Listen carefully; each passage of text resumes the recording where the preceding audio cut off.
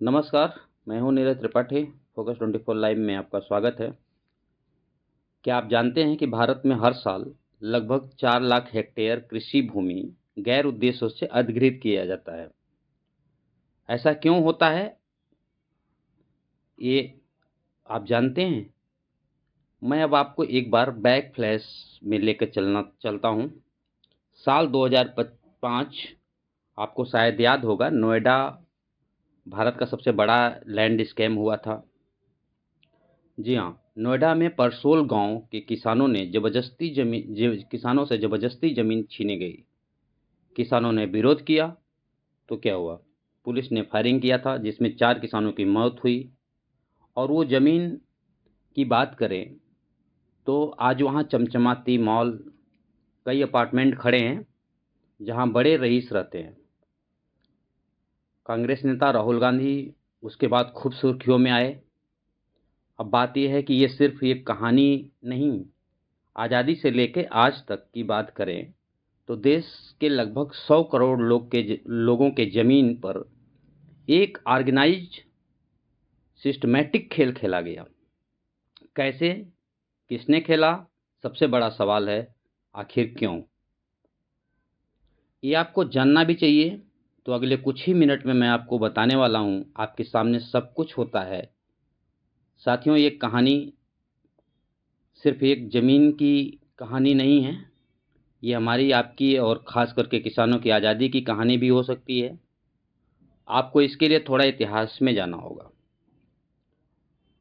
कहाँ से इसका खेल शुरू हुआ, कैसे शुरू हुआ, आज़ादी से पहले क्या था?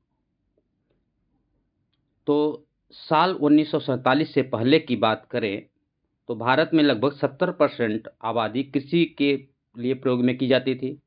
मतलब इतनी ज़मीन कृषि पर डिपेंड थी। लेकिन ज़मीन किसके पास थी, ये समझने की बात है। ब्रिटिश राज के दौरान जमींदारों की प्रथा हुआ करती थी। किसानों को केवल मजदूर बना दिया गया था। उस दौरान काम तो अपने ज़मीन पर करते थे किसान, लेकिन 50 से 70% हिस्सा जमींदारों और अंग्रेज़ों को लगान के रूप में देते थे। ये बात शायद आपने पहले सुन रखी होगी, इस पर कई फिल्में भी बन चुकी हैं।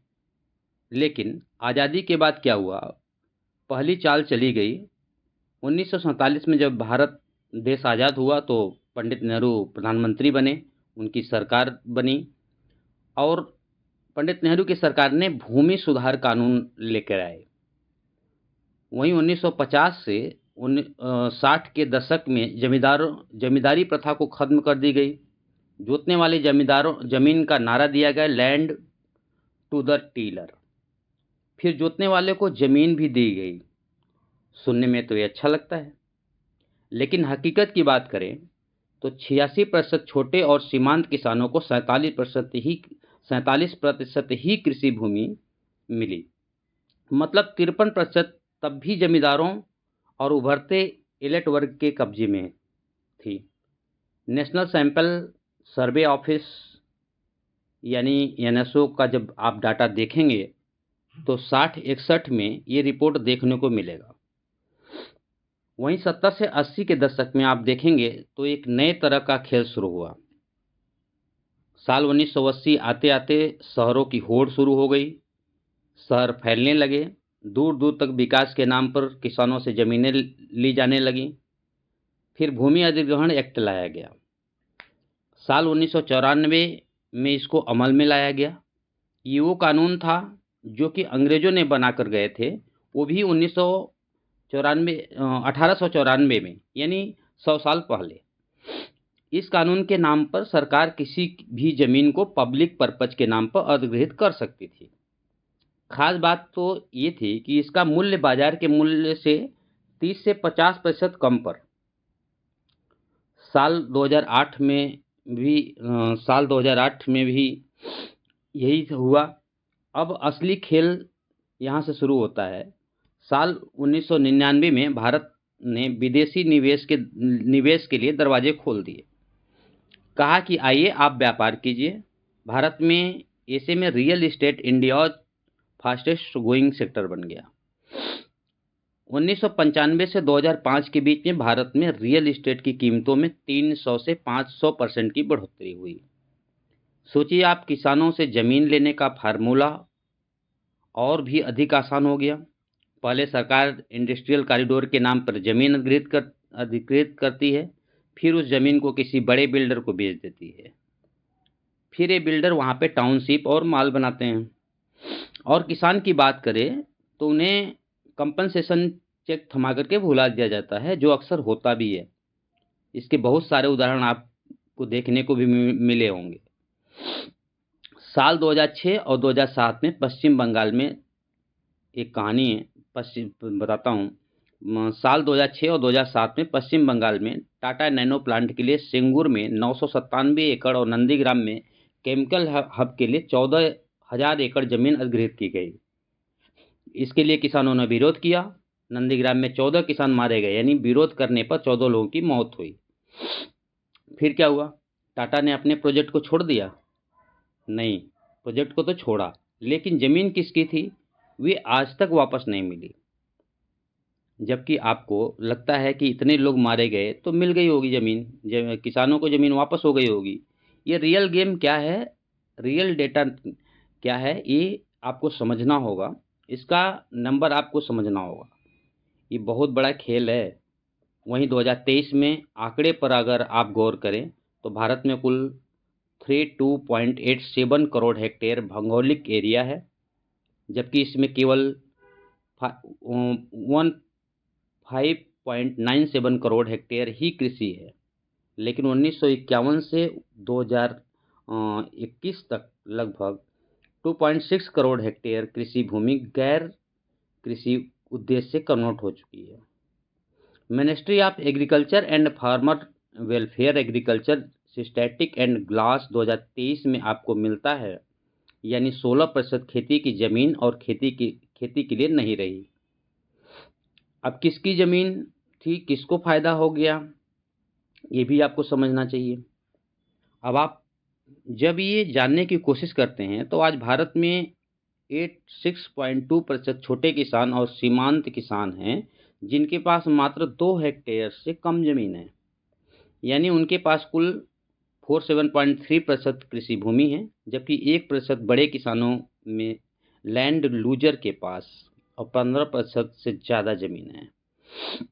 अब सबसे आश्चर्य वाली बात यह है कि रियल एस्टेट सेक्टर जो 2023 में $265 बिलियन का हो चुका था, उसमें टॉप 10 बिल्डर कंपनियों का 65% मार्केट शेयर। तो साहब, ये वही कंपनियां हैं जिनकी सरकारी ज़मीन एलोकेशन में प्रेफरेंस मिलती है। स्पेशल इकोनॉमिक जोन एसीड सबसे बड़ा लूप होल है। फिर साल 2005 में एसिड जेड एक्ट पास हुआ। इसका मकसद था एक्सपोर्ट को बढ़ावा दिया जाएगा, लेकिन हुआ क्या? साल 2006 और साल 2012 के बीच में 579 एसीजेड प्रपोजल अप्रूव्ड हुआ।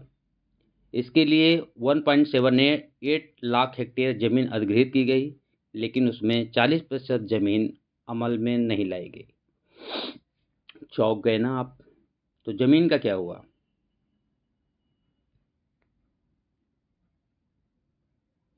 जबकि ज़मीन तो अधिग्रहित कर ली गई थी, वो रियल एस्टेट डेवलपमेंट में कन्वर्ट हो गई। Study of Lavasa city, Maharashtra. Lavasa एक प्राइवेट हिल सिटी थी जिसे 2000 से 2000 के दशक में बनाई गई। 25,000 एकड़ ज़मीन ली गई। ट्राइबल और किसानों से आज भी प्रोजेक्ट अधूरा है। लेकिन ज़मीन के रियल मालिक की बात करें तो उनके पास कुछ नहीं हुआ। ये सिर्फ लवासा का मामला है। ऐसे तमाम मामले हैं, ऐसे तमाम जगहों पे हुए हैं चीज़ें, जिनके प्रोजेक्ट अधूरे हैं, किसानों से ज़मीन ले ली गई है। ये सब क्यों हो रहा है? ये सब नेता और बिल्डर की मिलीभगत से होता है। किसानों से मुआवजे अधिक देने के लालच में ये लोग ज़मीन ले लेते हैं। साथियों, बहुत कुछ है। सिंपल सी बात है कि आप आरटीआई लगाइए, जानकारी लीजिए, ताकि आपको पता चले कि लोग क्या कर रहे हैं। सरकार को भी लगे कि लोग पड़ताल कर रहे हैं। खास करके जब भी किसान आवाज़ उठाएं तो आप उनका साथ दीजिए। किसान आवाज़ उठाएं, उनका साथ दीजिए।